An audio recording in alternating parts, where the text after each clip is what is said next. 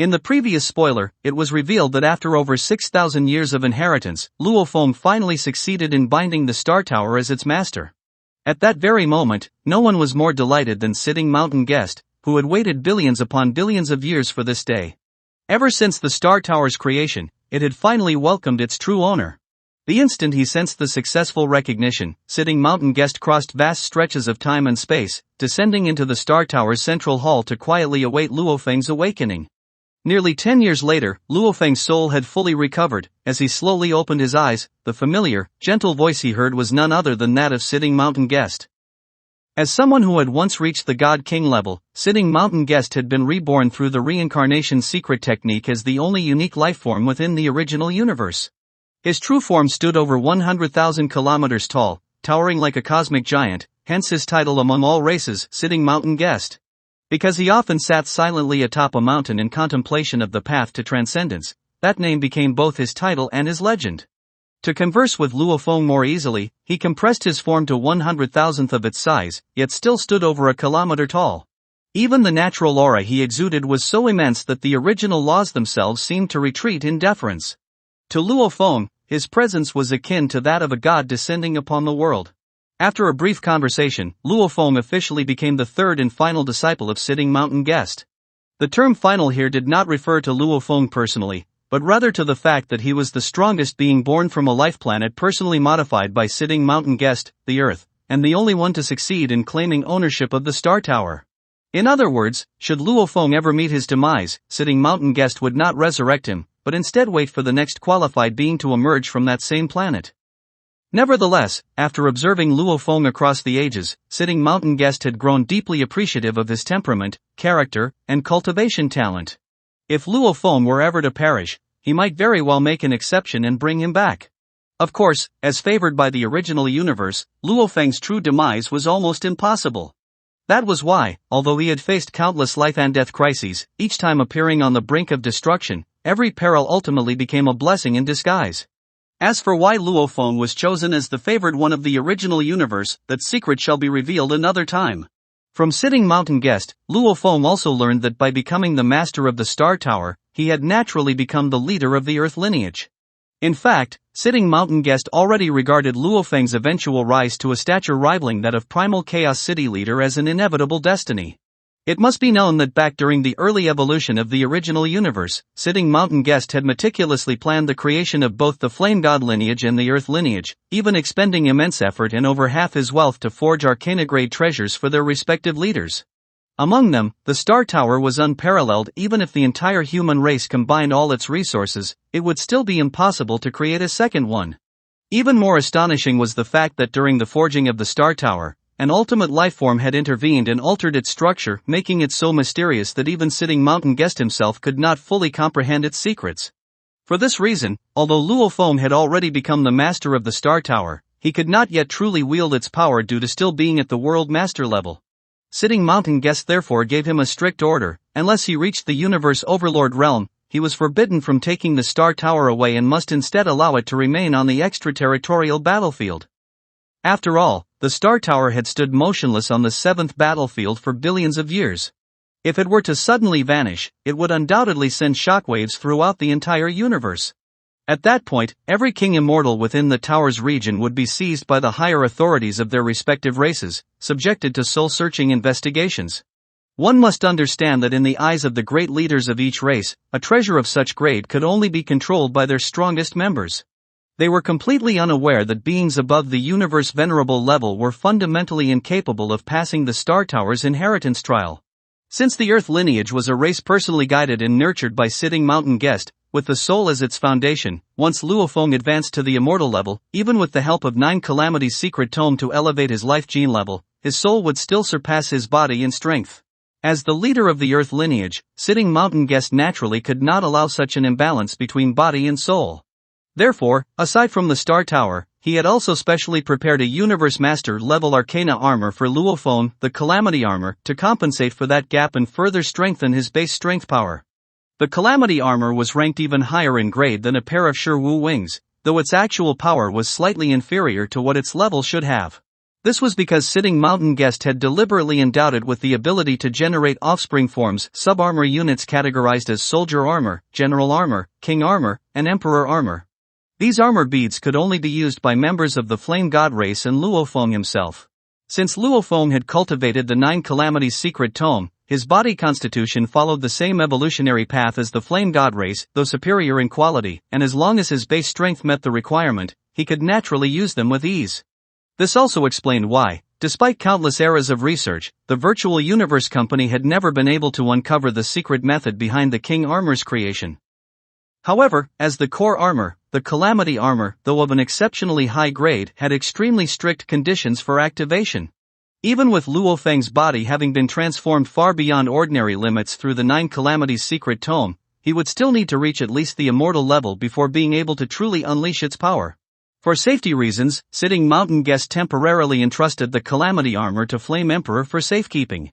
Yet what he did not foresee was that Flame Emperor, harboring resentment over matters concerning the 9 Calamities secret tome and the Star Tower, believed their master favored Luo Feng too much.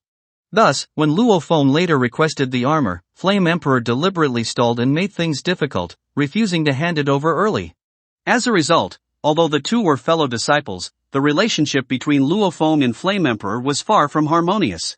In contrast to Earthlings, whose souls were inherently strong but bodies comparatively weaker, the Flame God race was born with naturally powerful bodies yet rather ordinary souls. To compensate for this shortcoming, Sitting Mountain Guest personally forged an Arcana-grade treasure for the Flame God race's leader, the Original Soul. Like the Calamity Armor, the Original Soul also possessed the ability to produce offspring forms, capable of generating 4 different levels of soul beads. It is worth mentioning that while the armor beads could help the Flame God race build an unmatched close combat warrior legion, the soul beads could enable the Earth lineage to form a formidable soul-type army composed of spiritual controllers and illusion masters. However, the activation requirements for the soul beads were equally strict. If Luo Feng lacked the strength to protect the Earth lineage, recklessly nurturing Earthlings would only invite disaster. After all, each soul bead was nearly as valuable as a heavy-grade treasure. Even if Luo Feng truthfully declared that the soul beads could only fuse with Earthling souls, many would surely doubt his words, and under such immense temptation, there would inevitably be those who risked everything to seize them. In the vast universe, treasures that could directly enhance soul amplitude were exceedingly rare. Before Luo Feng broke through to the immortal level and his soul underwent a qualitative transformation, Sitting Mountain Guest instructed him to first take 2 general souls, fusing one with his golden horned beast body and the other with his human body. It must be noted that during the inheritance of the Star Tower, Luo Feng's willpower had already experienced a qualitative metamorphosis where his mental resilience had surpassed that of most universe venerables. Combined with the divine general inheritance, which granted him a spiritual energy amplitude of 3,200 times, fusing and unleashing the power of General Soul was effortless for him. After giving all necessary instructions and mentioning the locations of the remaining 3 metal plates containing the 9 Calamities secret tome, Sitting Mountain Guest personally guided Luo Feng on a tour through the interior of the Star Tower. One must understand, the Star Tower itself was 9 light-years tall, and at Luo Feng's current speed, even after thousands or tens of thousands of years, he might still be unable to explore it in its entirety. Yet, as a true God-level being, Sitting Mountain Guest was able to receive temporary deference from the will of the original universe, allowing the laws within a certain radius of his body to operate abnormally. As a result, even while traveling with Luo Feng at 50 times the speed of light within the tower, they were not forced into the dark universe, otherwise, Luo Feng would have seen nothing at all. After the tour, Sitting Mountain Guest left Luo Feng alone within the Star Tower and departed on his own. You might wonder, apart from the 9 Calamities secret tome, Sitting Mountain Guest seemed to have taught Luo Feng no other secret techniques. Meanwhile, both the Calamity Armor and the Star Tower were temporarily unusable. Wouldn't it seem absurd that a former god king of forging would allow his disciple, after over 6,000 years of inheritance, to gain no substantial increase in combat strength? Of course, Sitting Mountain Guest would never permit such a thing. For him, the essence of nurturing a disciple lay in the allocation of resources. Therefore, he specially crafted for Luo Feng a vast star scroll, capable of containing 100,000 sealed stars. In terms of classification, either the star scroll or the sealed stars alone would only be considered treasure grade.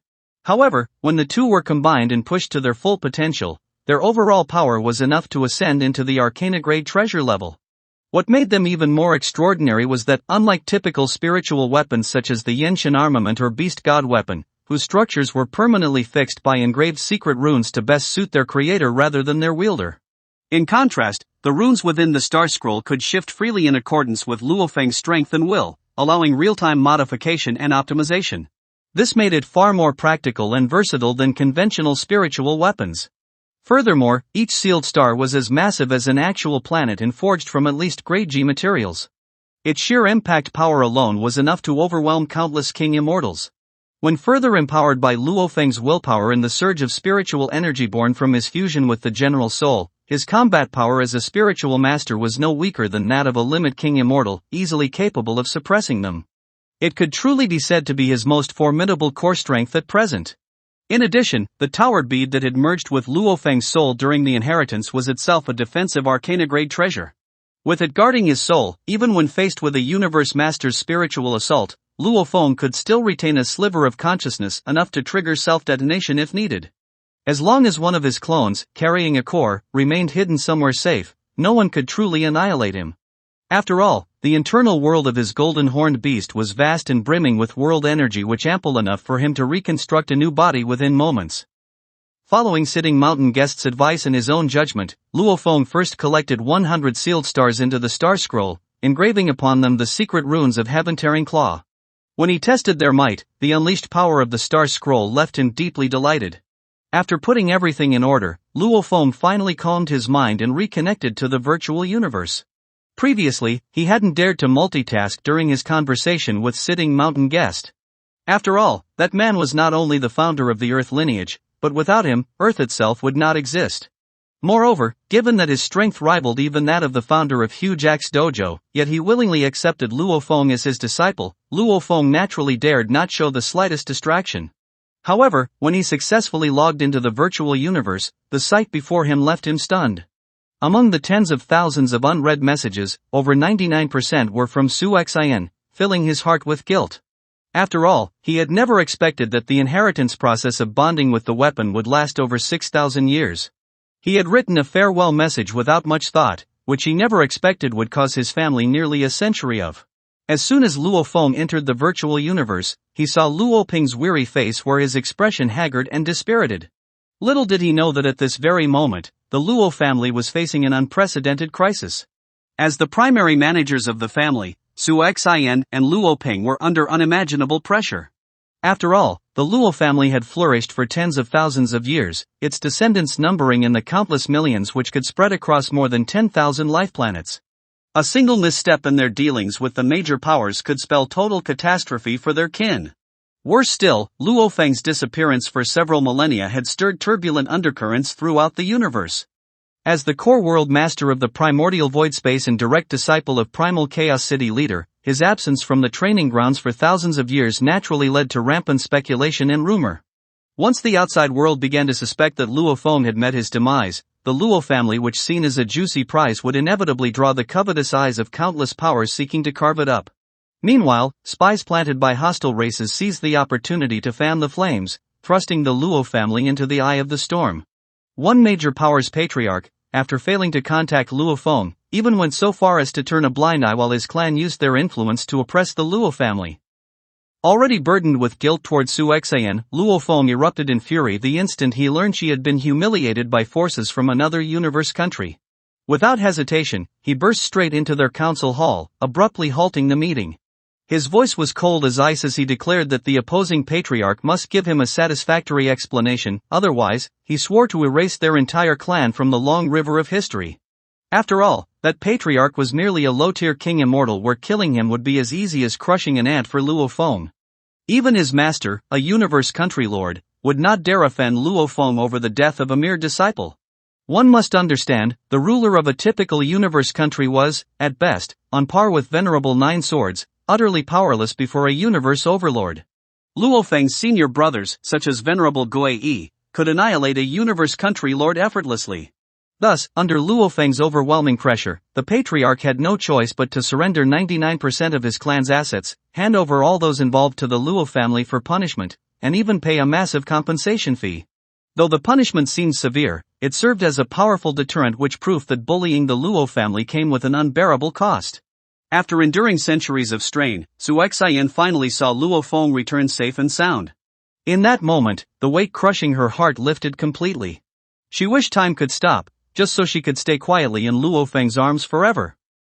Before reuniting with his family for a long-awaited home gathering, Luo Feng naturally had to first pay a visit to Primal Chaos City Leader. After all, the city leader had summoned him urgently twice before. It was only because Luo Feng's heart was set on easing his family's worries that he chose to see them first.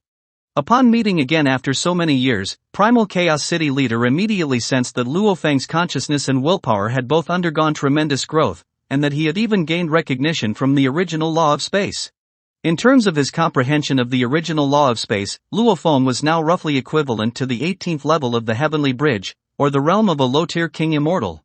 However, his millennia of focused cultivation in the Beast God path had pushed his mastery of the fusion law of metal and space to the 20th level of the Heavenly Bridge, equivalent to a peak king immortal in strength. Upon learning this, the Primal Chaos City Leader even suggested that Luo Feng attempt to challenge the World Master level Heavenly Mountain, which was a feat that, if accomplished, would instantly establish his prestige. After all, as a direct disciple of Primal Chaos City Leader, remaining too low profile for too long could easily invite doubts and provocations from within the human race itself. Showing a proper amount of strength would not only affirm his name, but also deter potential rivals. Furthermore, so as not to make Luo Feng feel pressured, Primal Chaos City Leader gently and indirectly inquired about his use of the Flame God race battle armor in combat. Luo Feng explained that after fusing 10 Blood River crystals, he had become a black warrior, which allowed him to naturally unleash the power of the general armor, thereby dispelling the city leader's concerns. Upon learning that Luo Feng had attained the rank of Black Warrior, Primal Chaos City Leader couldn't hide his delight, which clearly valuing this achievement even more than Luo Feng's progress in the laws. After all, in terms of law comprehension, Luo Feng was indeed formidable, but still slightly inferior to figures like Venerable Fire Erosion and Kudi in their prime. Even so, with Luo Feng's current mastery of the fusion law, it was only a matter of time before he fully grasped the original law of metal. For this reason, Primal Chaos City Leader earnestly urged Luo Feng to advance to the immortal level as soon as possible. However, will Luo Feng follow the city leader's advice and immediately break through to become immortal, or will he choose to continue tempering himself through further trials? Stay tuned for the next spoiler, where I will reveal the answer. Well, that's all for this video. Thanks for watching this video. Wish you a wonderful day.